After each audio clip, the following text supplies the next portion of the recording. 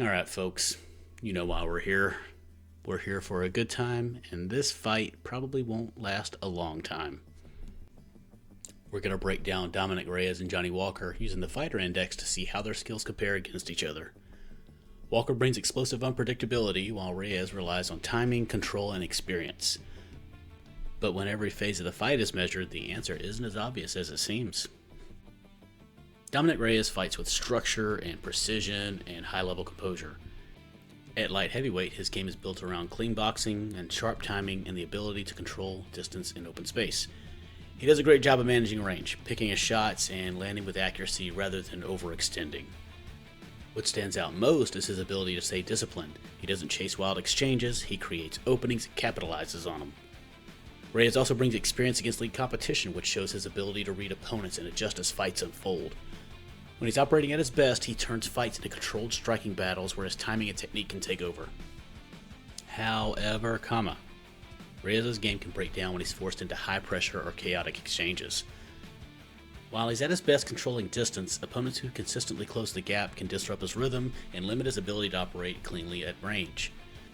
Defensively, he can be hittable in extended exchanges, especially when backing up or reacting under pressure. His durability has also been tested in recent fights, where sustained damage can lead to momentum swings. When Reyes is unable to dictate the pace and keep the fight technical, the structure of his game can start to erode and his advantages don't always scale the same way under pressure. Johnny Walker fights with explosiveness, unpredictability, and real fight-ending danger. At light heavyweight, his athleticism and creativity make him one of the most dynamic strikers in the division. He's comfortable throwing from unusual angles, mixing techniques, and creating chaos where openings appear quickly. What makes Walker especially dangerous is how fast he can capitalize. One clean moment can completely change the fight. He's also shown growth in both composure and patience, becoming more measured while still maintaining finishing threat. When Walker finds his rhythm, he turns fights into volatile exchanges where his power and his unpredictability can take over at any moment. Johnny Walker has weaknesses, but his style can work against him when the fights require structure and consistency. While its explosiveness creates danger, it can also lead to overextension and defensive openings in exchanges.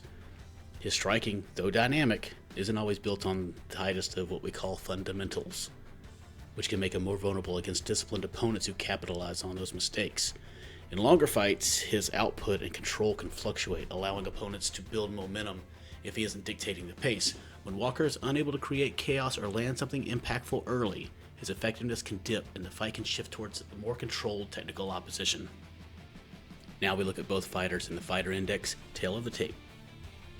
Both Dominick Reyes and Johnny Walker bring solid experience into this matchup.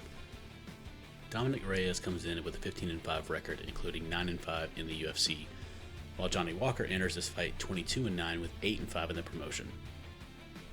Physically, Walker has a 1-inch height advantage, standing 6'5" compared to Reyes at 6'4", along with a significant 5-inch reach advantage. Stylistically, this sets up to an interesting dynamic where Reyes fights out of southpaw and Walker fights out of orthodox stance, adding another layer to the striking exchanges. Looking at recent momentum and finishing stats, both fighters come in with very different profiles. Dominick Reyes enters on a one-fight skid, while Johnny Walker is coming in off a one-fight win streak. In knockout wins, Walker holds a clear advantage with 17 compared to Reyes, who has 10 knockout victories, highlighting its explosiveness and finishing ability. In submission, Walker also leads slightly with 3-2 to Reyes. First round finishes tell a similar story, 17 for Walker and 10 for Reyes, showing how dangerous Walker can be early. And when fights go the distance, Reyes has 3 decision wins while Walker has 2. Now it's time to break these fighters down using the fighter index scale. We break down the skills in each phase of the fight and score each skill to better understand where a fighter is strongest and where they're vulnerable. All fighter index scores are based on a scale of 1 to 10. All scores are subjective and can change as a fighter evolves from fight to fight. Here's how it works. There are 4 pillars that represent a skill set and 4 skills that make up each pillar. Each skill is scored and the number value represents a level, 1 being non-functional and 10 being rare or generational. Then, at the end of the video, we take the scores from each skill in the pillars and give each fighter a fighter index score that represents their overall skill set. In Pillar 1, Fight IQ and Athletic Tools, the matchup is competitive, but the edges split in meaningful ways. Dominick Reyes holds a slight advantage in Fight IQ, scoring a 6 to Johnny Walker's 5, reflecting a bit more structure and consistency in how he manages exchanges. Athletically, the advantage goes to Johnny Walker, scoring a 9 compared to Reyes' 8, bringing more explosiveness and dynamic movement in the fight. In stamina, they're both even at 6 apiece, meaning they both can maintain a workable pace, but neither has a clear advantage in endurance. And in resolve, Walker again edges 6-5, showing slightly more willingness to push through adversity. Overall, this pillar leans towards Johnny Walker, driven by his athletic upside and ability to create moments under pressure.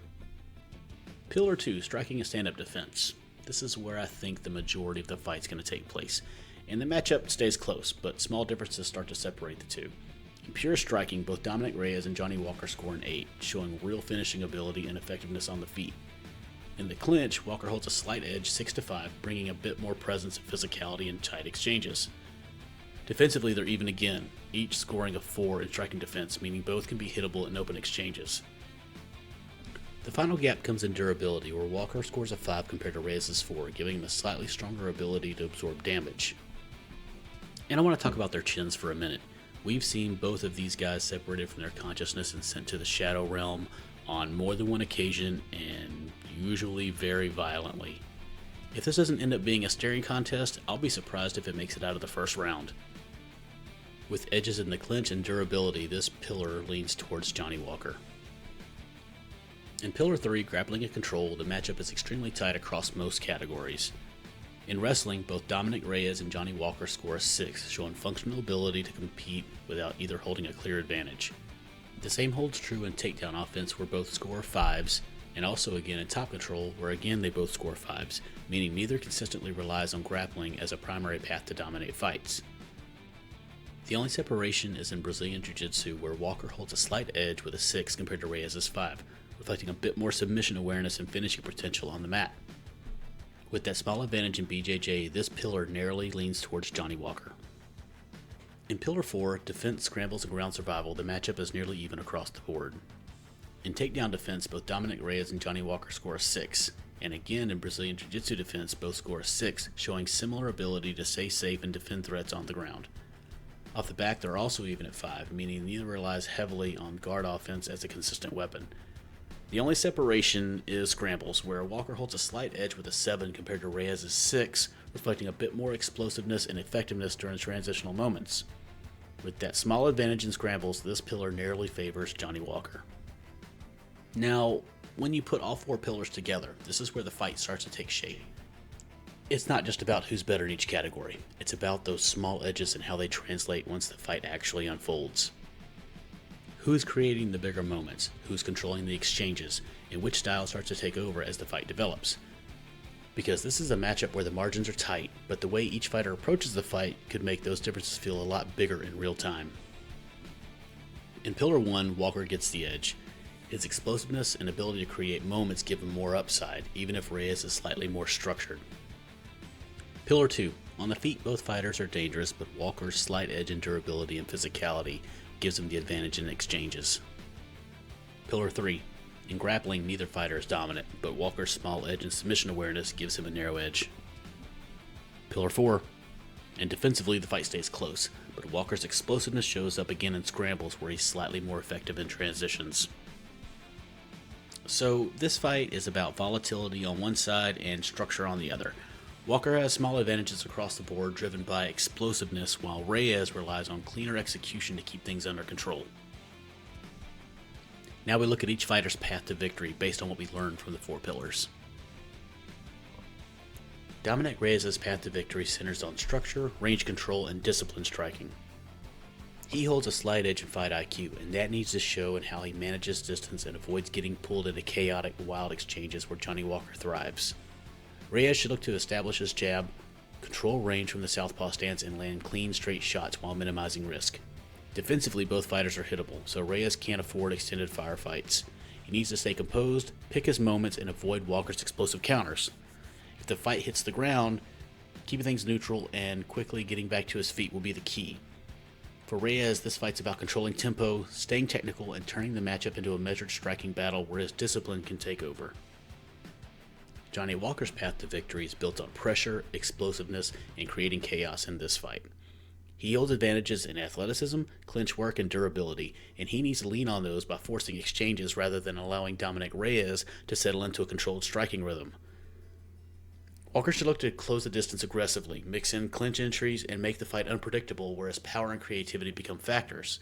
As mentioned before, both of these fighters are hittable, so Walker's willingness to engage and absorb shots to land something bigger can shift the momentum quickly. In scrambles, he also holds a slight edge, so any chaotic transitions can work in his favor. For Walker, this fight is about breaking structure, increasing pace, and turning the matchup into a volatile exchanges where his explosiveness can take over. When the numbers are finalized, the matchup comes out extremely close. Johnny Walker edges Dominick Reyes with a 5.9 fighter index score compared to a 5.6. That narrow gap is driven by Walker's advantages in athleticism, durability, and his ability to create moments in chaotic exchanges. Reyes brings structure and a slight edge in fight IQ, but across more phases, Walker's explosiveness and physical upside give him the slight overall edge on paper. In a matchup this tight, though, small moments could be the difference. And that's the breakdown for Dominick Reyes versus Johnny Walker using the fighter index. The numbers point towards Walker's athleticism, his explosiveness, and ability to create chaos as a slight overall edge. But Reyes' structure and striking discipline give him a very real path to keep the fight controlled. Now the question is, do you agree with these scores? Let me know in the comments. And if you enjoyed the breakdown, make sure to subscribe so you don't miss the next fighter index analysis.